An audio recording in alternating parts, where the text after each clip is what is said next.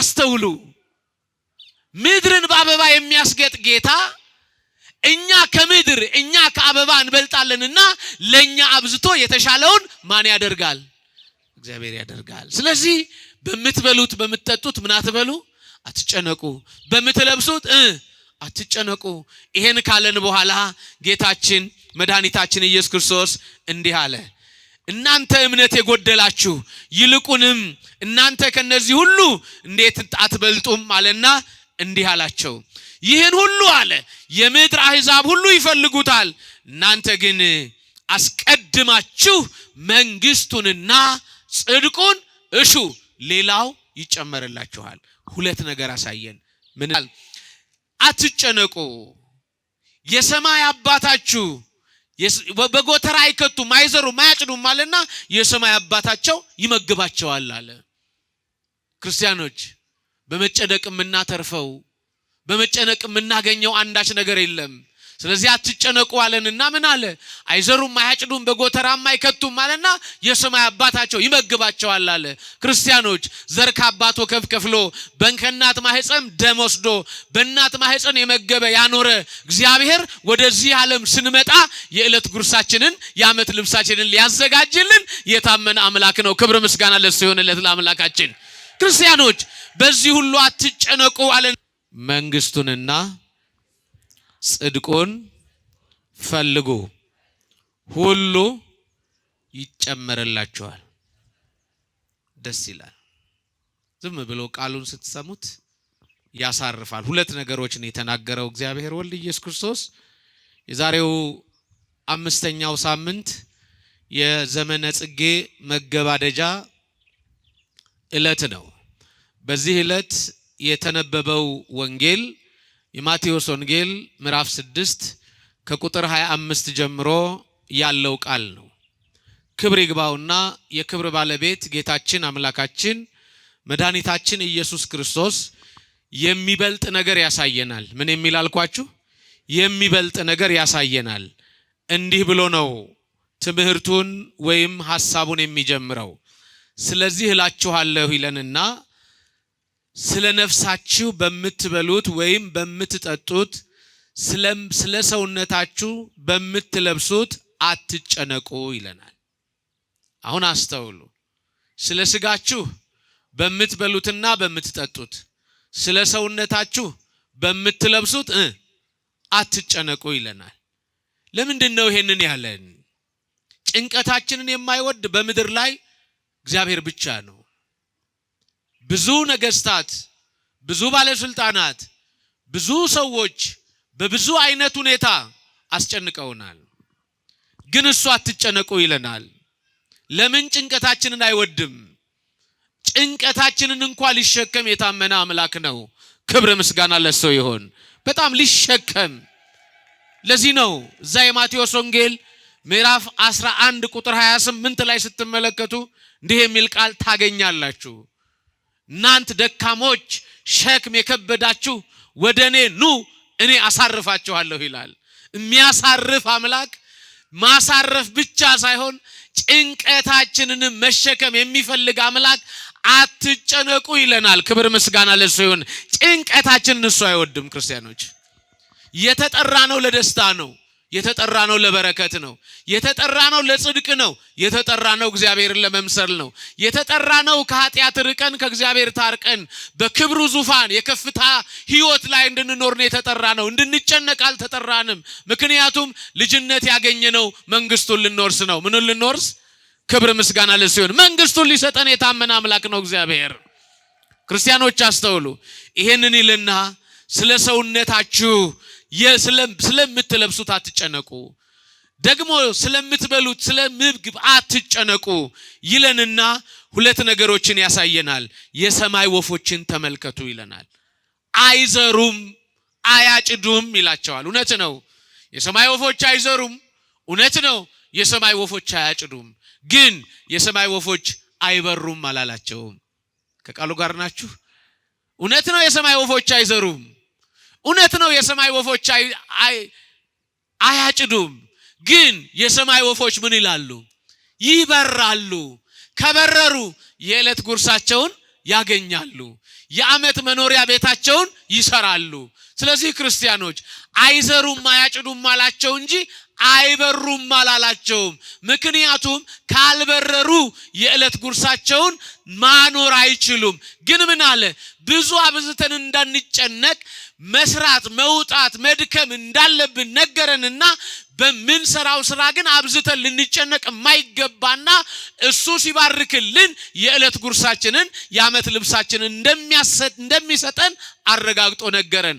ስለዚህ ክርስቲያኖች አሁንም ቃሉን በደንብ አድርጋችሁ እንድታስተውሉ ፈልጋለሁ።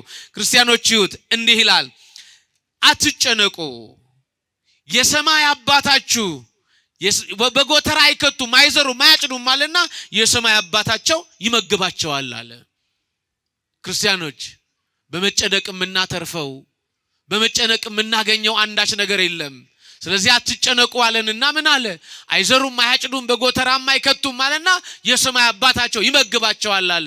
ክርስቲያኖች ዘር ከአባቶ ከፍሎ በእናት ማህፀን ደም ወስዶ በእናት ማህፀን የመገበ ያኖረ እግዚአብሔር ወደዚህ ዓለም ስንመጣ የዕለት ጉርሳችንን የዓመት ልብሳችንን ሊያዘጋጅልን የታመነ አምላክ ነው። ክብር ምስጋና ለእሱ ይሁንለት ለአምላካችን። ክርስቲያኖች በዚህ ሁሉ አትጨነቁ አለንና ቀጠለና እንዲህ አለ፣ ተጨንቆ አለ በቁመቱ ላይ ስንዝር የጨመረ ማን ነው አለ። ማን ይችላል? የሚችል አለ? የለም። ለዚህ ነው ቅዱስ መጽሐፍ ራሱ እዚሁ ምዕራፍ ላይ ወዘእንበለ የሰኢ ትክሉ ገቢረ ወኢምንተኒ ያለኔ ፈቃድ አንዳች ልታደርጉ አትችሉም አለ። ነግዶ ለማትረፍ የማን ፈቃድ? ኧረ በማርያም የማን ፈቃድ? ወልዶ ለመሳም የማን ፈቃድ? አስተውሉ። ተምሮ ለመመረቅ የማን ፈቃድ? መውቶ ለመግባት ኑሮን ለማከናወን የእያንዳንዳችን የልቦናችንን ጥያቄ ለመፈጸም የማን ፈቃድ? የሱ ፈቃድ ከሌለ ምንም ማድረግ አንችልም። በፈቃዱ የረዳን በፈቃዱ የሰበሰበን በፈቃዱ ስራዎቻችንን ያከናወነልን የእግዚአብሔር ልጅ የድንግል ማርያም ልጅ መድኃኔዓለም ክብር ምስጋና ይግባው። ክርስቲያኖች አስተውሉ። ይሄንን ብሎ አያቆምም። ቀጠለና እንዲህ አለ፣ ስለ ልብስ አትጨነቁ ብሎን ነበርና የምድረ በዳ አበቦችን ተመልከቱ። ርዩ ጽጌያተ ገዳም የምድረ በዳ አበቦችን ተመልከቱ አለ። ቀጠለና እንዲህ አለ፣ አይፈትሉም አለ። ምን አይሉም? አይፈትሉም። ሶሎሞን እንኳን በንግስና ዘመኑ ምድርን አበቦች ሲያጌጡ ምድርን ውብ ሲያደርጉት ምንም አይነት የፋብሪካ ነገር ሳይገባበት ምድርን ያስውቧታል። ስለዚህ እነሱ ምድርን ሳይፈትሉ ምን ሳይሉ ምድርን አልብሰው የሚያስውቡ ከሆነ ሶሎሞን እንኳን በክብሩ በስልጣኑ በዛ በታላቅነት ዘመኑ ያለበሰውን ምድርን የሚያለብሱ የምድረ በዳ አበቦች ናቸው አለ። ክብር ምስጋና ለእግዚአብሔር። የምድረ በዳ አበቦች ወይም ጽጌዎቹ በጣም ልዩ ሆነው ሲፈኩ ምድርን ያስውባሉ። ስለዚህ ክርስቲያኖች ሶሎሞን እንኳን እንዳለበሰው ሁሉ ምድር በአበባ ስታጌጥ ታምራለች አለ። ታምራለች። ስለዚህ ክርስቲያኖች ስለምትለብሱት ምን አትበሉ፣ አትጨነቁ። ምክንያቱም ዛሬ የሚታየውን ነገ ደርቆ ረግፎ ወደ እቶን እሳት የሚከተተውን ምድረ በዳውን በአበባ እንደዚህ የሚያስጌጥ ከሆነ ላንተማ አብዝቶ እንዴት ያደርግልህ ይላል። ክርስቲያኖች አስተውሉ። ምድርን በአበባ የሚያስጌጥ ጌታ እኛ ከምድር እኛ ከአበባ እንበልጣለንና ለኛ አብዝቶ የተሻለውን ማን ያደርጋል? እግዚአብሔር ያደርጋል። ስለዚህ በምትበሉት በምትጠጡት ምን አትበሉ፣ አትጨነቁ። በምትለብሱት አትጨነቁ።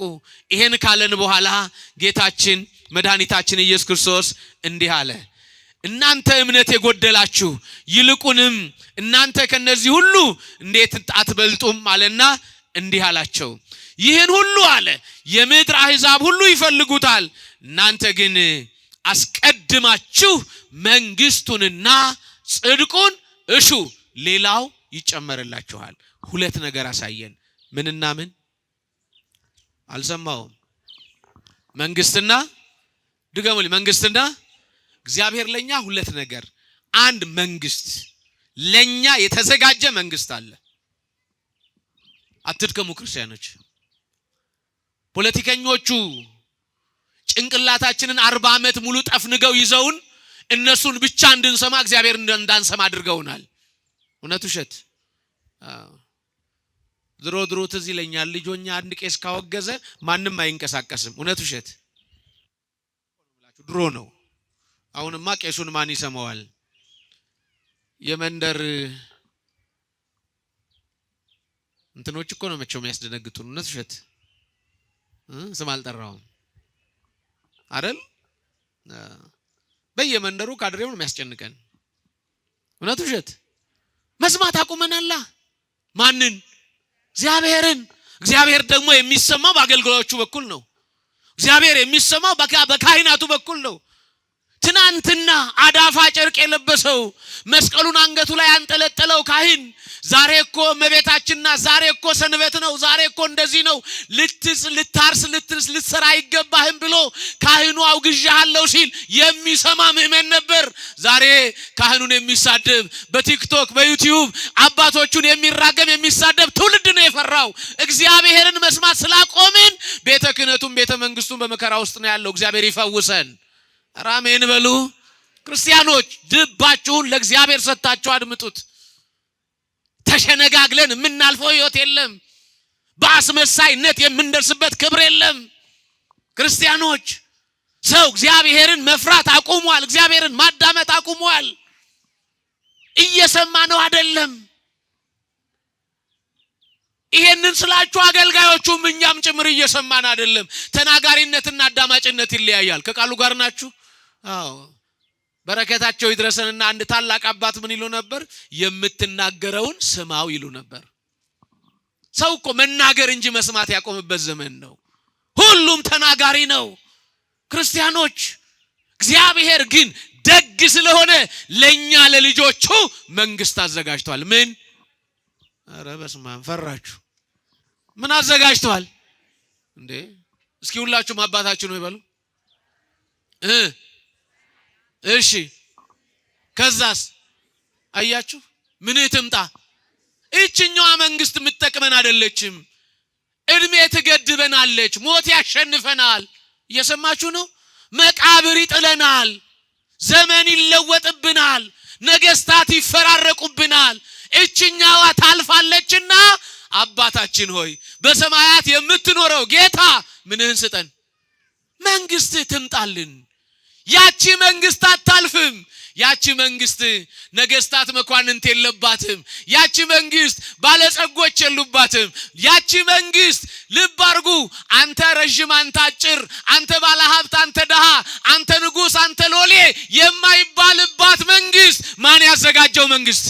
ክብር ለሱ ለአምላካችን። ለኛ የተዘጋጀች መንግስት አስባችኋታል? ይችን መንግስት ለዚህ ነው አስቀድማችሁ አለ። ምኑን? ኧረ ንገሩኝ፣ ድገሙት በደንብ።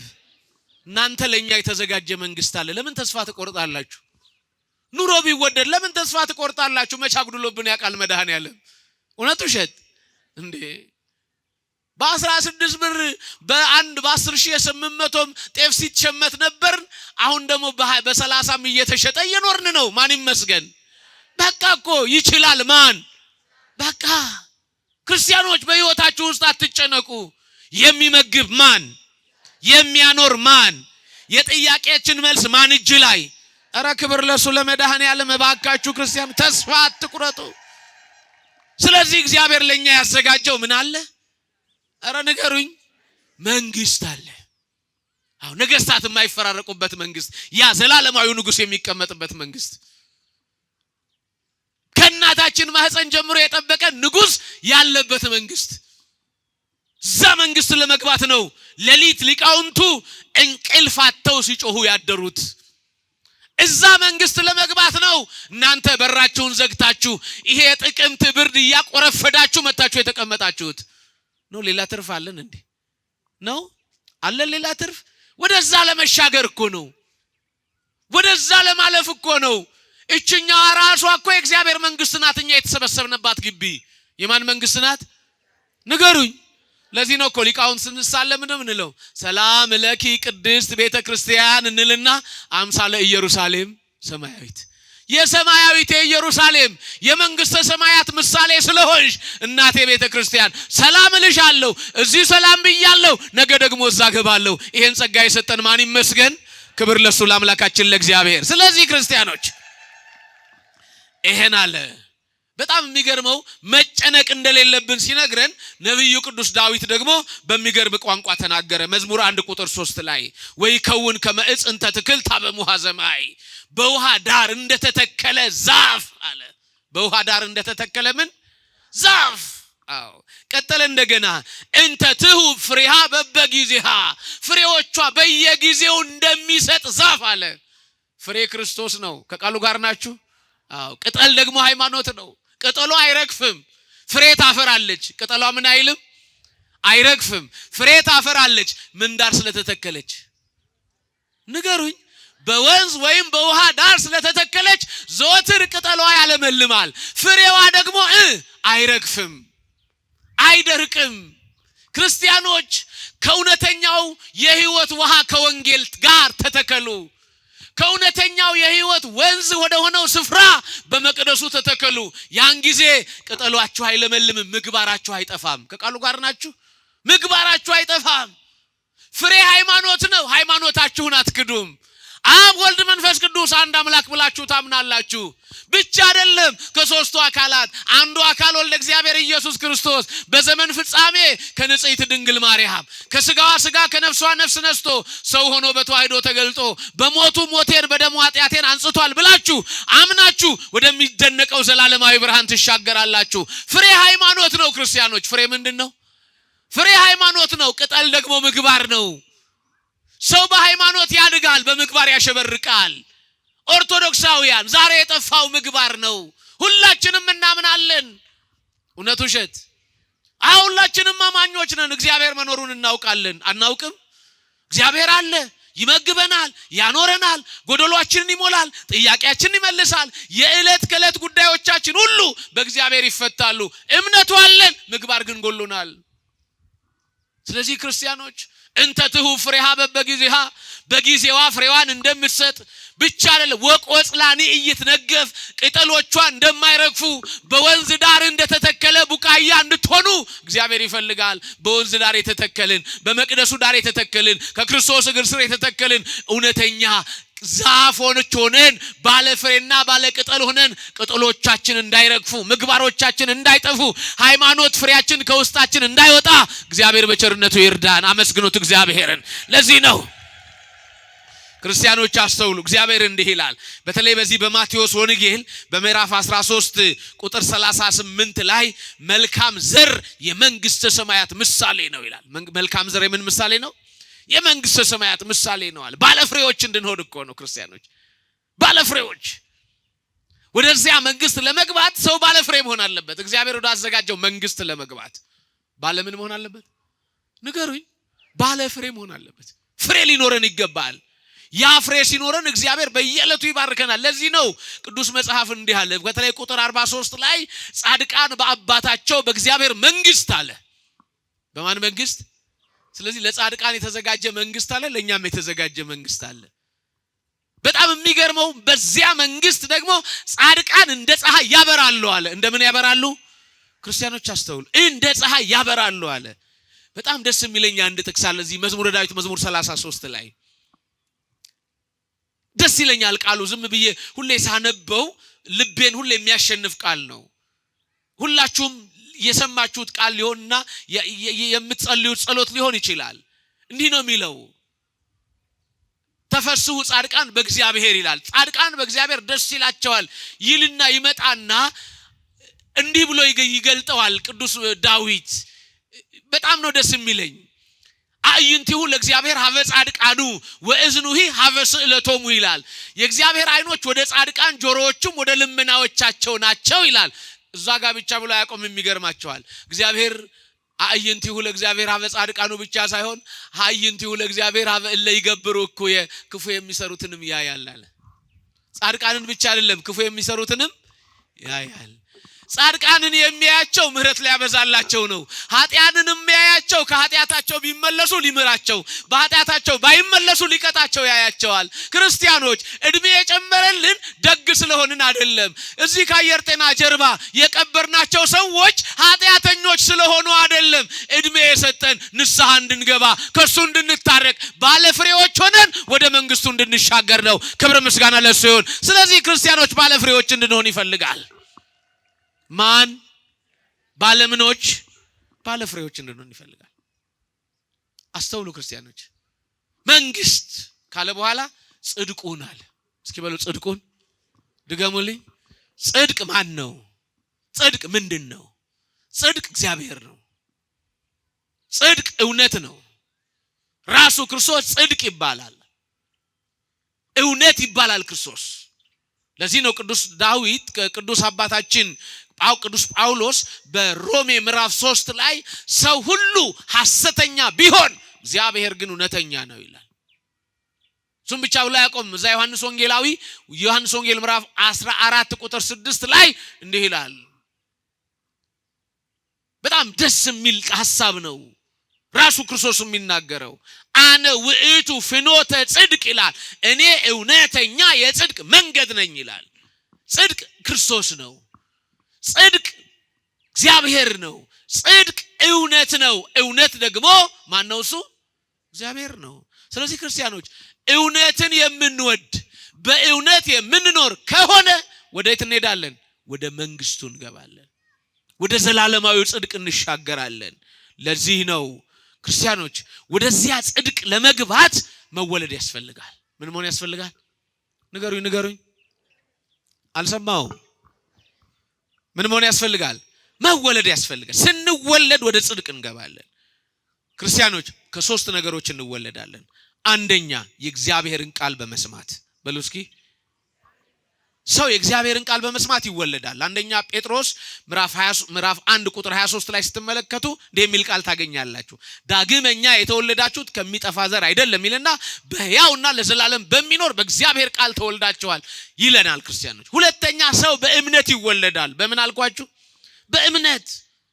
ለዚህ ነው እዛ ዮሐንስ ወንጌል ምዕራፍ 1 ቁጥር 12 ላይ ላመኑት በስሙ ለተጠሩት ለነሱ የእግዚአብሔር ልጆች ይሆኑ ዘንድ ስልጣን ሰጣቸው ይላል። ክርስቲያኖች ሰው ሲወለድ የመንግስቱ ዜጋ ነው የሚሆነው። የምኑ ዜጋ? ሶስተኛው መወለዳችን ከውሃና ከመንፈስ ቅዱስ ነው። ለዚህ ነው ከውሃና ከመንፈስ ቅዱስ ካልተወለዳችሁ ከቶ ወደ እግዚአብሔር መንግስት አትገቡም አለ። ስለዚህ የመንግስት ልጅ ለመሆን ምን መሆን ያስፈልጋል? ከውሃና ከመንፈስ ቅዱስ መወለድ ያስፈልጋል። ስለዚህ ክርስቲያኖች ትምህርቴን ስጠቀልለው ሰው መጨነቅ የለበትም። ማሰብ ያለበት ስለ ሁለት ነገር ነው። ስለ መንግስቱና ንገሩኝ። ይሄን ለምኑኝ አለ፣ በዚህ ተጨነቁ አለ፣ በዚህ ጉዳይ አስቡ አለንና ምን አለ መሰላችሁ? ሁሉ ይጨመርላችኋል አለ። መጨነቅ ያለባችሁ ስለ ሁለት ነገር ነው። ስለምንና ስለምን? ስለ መንግስቱና ስለ ጽድቁ። ይሄን ስታስቡ አለ ሌላውን እጨምርላችኋለሁ አለ። ወልዶ መሳም ጭማሪ ነው። ነግዶ ማትረፍ፣ ተምሮ መመረቅ፣ በዓለም ላይ በስኬት መኖር ምንድነው? ማን የጨመረልን? በቃ በእኛ ዕውቀት የደረስንበት ምንም ነገር የለም። እርግጠኛው የምነግራችሁ በማን ቸርነት እዚህ ደረስን? ቸርነቱን ያላራቀ ምህረቱን ያበዛልን እድሜ የሰጠን ጎደሎአችንን የሞላ ጥያቄያችንን ያከናወነ ማን ይመስገን? እግዚአብሔር የተመሰገነ ይሁን። በደንብ አድርጋችሁ አመስግኑ። ታዲያ ይሄን ሳምንት ስናስብ በተለይ ስለ አበባና ስለ ፍሬ የምናስብበት ወቅት ነው። አሁን የአበባው ዘመን አልቆ ዘመነ አስተምህሮ ሊገባ ጥቂት ጊዜዎች ቀርተውታል። ክርስቲያኖች አስተውሉ። በዚህ ዘመን ውስጥ ግን በዘመነ ጽጌ ውስጥ ያየነው ብዙ ነገር አለ። እመቤታችንና ክርስቶስን አይተናል። ማንን? እመቤታችንና ክርስቶስን አይተናል። እንዲህ ብለን ዘምረናል። እንዘ ተሐቅፍዮ ለሕፃንኪ ጽጌ ጻዕዳ ወቀይሕ። ክርስቲያኖች እንዘ ተሐቅፍዮ ለሕፃንኪ ልጅሽን ሕፃኑን ታቅፈሽ አለ። ወደ ግብጽ መሰደዷን ሲነግረን ነው። ክርስቲያኖች ጽጌ ጻዕዳ አለ። ጻዳ ጽጌ የተባለ ክርስቶስ ነው። ቀይህ ጽጌም የተባለ ክርስቶስ ነው። ጻዳ ጽጌ ቢባል ክርስቶስ እውነተኛ ባህሪ የመለኮቱ ለአእምሮ የማይቻል ለህሊና የማይደፈር ረቂቅ አምላክ ልናየው የማንችል ለመረምረው የማንችል መለኮታዊ ስልጣን ያለው ጻዳ ብለን የጠራነው ክርስቶስ ነው። እንደዚሁ ቀይህ ብለን የጠራነውም ክርስቶስ ነው። ስጋን ለብሶ ስጋን ገንዘቡ አድርጎ ደሙን አፍሶ ስጋውን ቆርሶ እኛን ከኃጢአት ከበደል ያዳነን የድንግል ማርያም ልጅ መድኃኔዓለም ነው። ክብር ምስጋና ለሱ ይሁን ለአምላካችን። ስለዚህ ክርስቲያኖች አሁን ይሄንን ጊዜ ስናስብ ሌላ ደግሞ የምናስበው አለ። ሊቃውንቱ ዛሬ እንዲህ አሉ፣ እለትነብሩ ተንስኡ ወእለታረምሙ አውስኡ። የተቀመጣችሁ ተነሱ፣ ዝም ያላችሁም ተናገሩ። ለምንድነው የምንናገረው እንዳንል ማርያምሃ በቃለ ስብሐት ጸውኡ፣ ድንግል ማርያምን በምስጋና ቋንቋ ጥሯት አሉ። ክብር ለወላዲተ አምላክ ይሁን። ክርስቲያኖች ይደንቀኛል ይሄ ቃል። ከዛ ቀጠሉና እንዲህ አሉ፣ ለቅድስት ድንግል አሉ። ቅድስት ድንግልን ቀጠሉና እንዲህ አሉ፣ ወእመ በግኡ፣ የበጉ እናት ነሽ አሏት። የምኑ እናት? ኧረ ድገሙልኝ። በጉ ማን ነው? አያችሁ፣ ሊቃውንቱ ድንግል ማርያምን ከክርስቶስ ክርስቶስን ከድንግል ማርያም ጋር አዋህደው ሲያመሰግኗት አደሩ። ክብር ምስጋና ለእግዚአብሔር ይሁን። ታዲያ ሊቃውንቱ አላቀው ህብረ ሐመል ሚል ቀይ ያሉና እየደገሙ መጡና መጨረሻ ላይ የመጠቃለያውን ዝማሬ ያቀረቡላት። ምን አሉ? ናሁ ተፈጸመ ማህሌተ ጽጌ ስሙር። አዎ በምስጋና በደስታ ልዩ የሆነ ወደ እግዚአብሔር ክብር መድረስ የሚችል የእመቤታችን የምስጋና የጌታ የምስጋና ስርዓት ተፈጸመ። ማህሌተ ጽጌ አለቀ። የጽጌው ምስጋና የአበባው ምስጋና የክርስቶስ ምስጋና የድንግል ማርያም ምስጋና ተገባደደ። ለምን? ድንግል ማርያም ከልጇ ጋር ከግብጽ ወደ ኢየሩሳሌም ተመለሰች። ክብር ምስጋና ለእግዚአብሔር ይሁን። ስለዚህ ክርስቲያኖች እኛም በኃጢአት ከተሰደድንበት በበደል ከተሰደድንበት በርኩሰት ከተሰደድንበት ስፍራ ድንግል ማርያም በአማላጅነቷ ትመልሰን። የእግዚአብሔር ቸርነት የድንግል ማርያም አማላጅነት አይለየን። ክርስቲያኖች እኔ እደነቃለሁ። በተለይ ከ2016 በተለይ ከ2017 ጀምሮ የአየር ጤና አንቀጸ ብርሃን አንቀጸ ምህረት ነው አንቀጸ ምህረት ቅድስት ኪዳነ ምህረት ካቴድራል የወንጌል አገልግሎት እጅግ ደስ ይላል። የእያንዳንዱ ቀን ጉባኤ ላይቭ ይተላለፋል።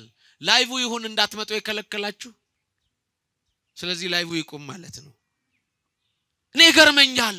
ድሮ 80ዎቹ ውስጥ 90ዎቹ መጀመሪያ አካባቢ የነበረ የክርስቲያንና የወንጌል ግለት ያለበት ስፍራ ይሄ ስፍራ ነው። በደንብ አድርጋችሁ አገልጋዮቹን አመስግኑልኝ። ድካም የሌለባቸው አገልጋዮች፣ ረፍት የሌለባቸው ሁሉም መምህራን አንድ ቀን ከአገልግሎት ታጉለው አያውቁም። ኧረ ለሁሉ መምህራን ምስጋና አቅርቡልኝ በደንብ።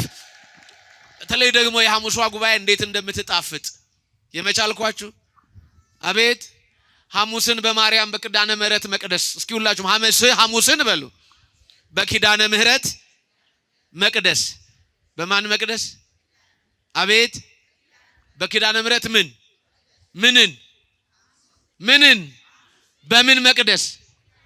አቤት። በኪዳነ ምህረት መቅደስ ከ10 ሰዓት ተኩል ጀምሮ ያለው ጉባኤ ልብ ያሳርፋል። ከቻልኩ እንደምእመናን ቁጭ ብዬ ዛዛፍ ውስጥ እሰማለሁ። እመጣለሁ እኔ ከጋበዙኝ ደግሞ አውደ ምህረት ቁጭ እላለሁ።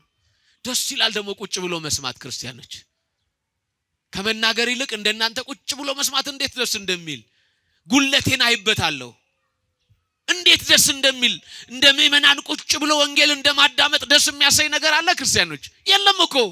ምክንያቱም ድንግል ማርያም የተወደደችው ምን ተብላ ነው?